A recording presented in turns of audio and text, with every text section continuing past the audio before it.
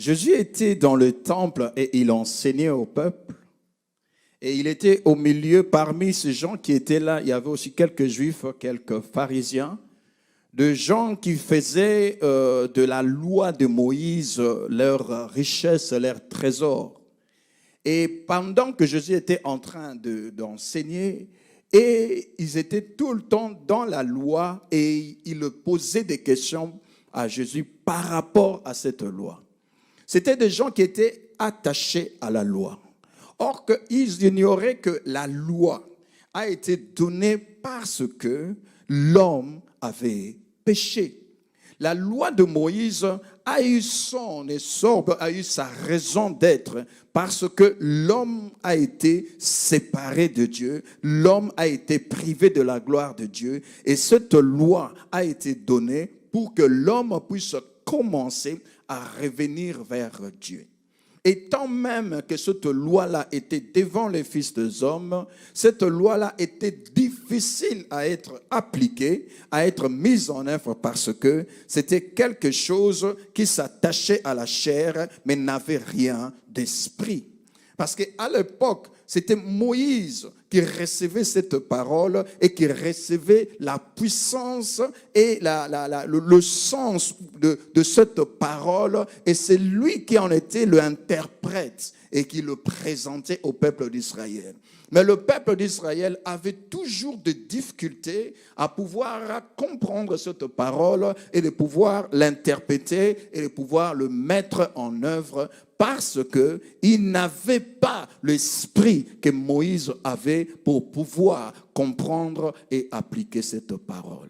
Voilà pourquoi Christ est en train de dire à ces Juifs que cette loi-là, vous n'avez pas pu l'accomplir parce qu'il vous manquait quelque chose. Il vous manquait l'esprit qui a accompagné cette parole depuis le commencement. Vous voyez, quelqu'un qui est né de nouveau, quelqu'un qui vient en contact avec la parole de Dieu, c'est-à-dire qui devient chrétien, si cette personne-là reste comme telle, avec sa nature, avec sa chair, comme papa l'a dit le dimanche, avec son corps, il sera esclave de son corps et il sera incapable d'accomplir la volonté de Dieu.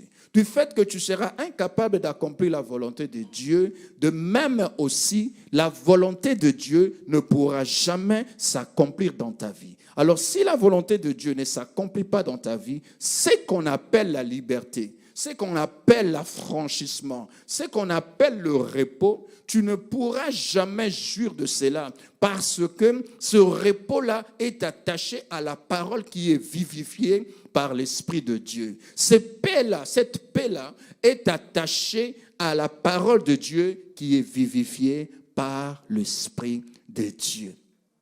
Jésus-Christ est en train un peu comme si c'était des discussions avec les pharisiens parce que le pharisien ne voulait pas recevoir cette parole interprétée ou bien prêchée comme le Christ lui-même le prêchait aux hommes. Alors, ils étaient tout le temps là en train de lui dire et tout ça, et ils étaient en quelque part en train de déranger cet enseignement qu'il était en train de faire. Mais Christ n'a pas pu le regarder. Si vous lisez, si vous rentrez à la maison, vous pouvez lire au début de ce chapitre, vers le chapitre 6, et vous descendez, vous allez voir qu'il y a eu comme des échanges entre Jésus et ces gens-là. Mais parmi ceux qui écoutaient cette parole, il y en a eu quand même quelques-uns qui ont reçu cette parole. Et cela a fait chaud au cœur au Christ pour leur dire que, comme, je lis le verset 30, comme Jésus disait cela, beaucoup crurent en lui. Alors il dit aux Juifs qui avaient cru en lui, si vous demeurez dans ma parole,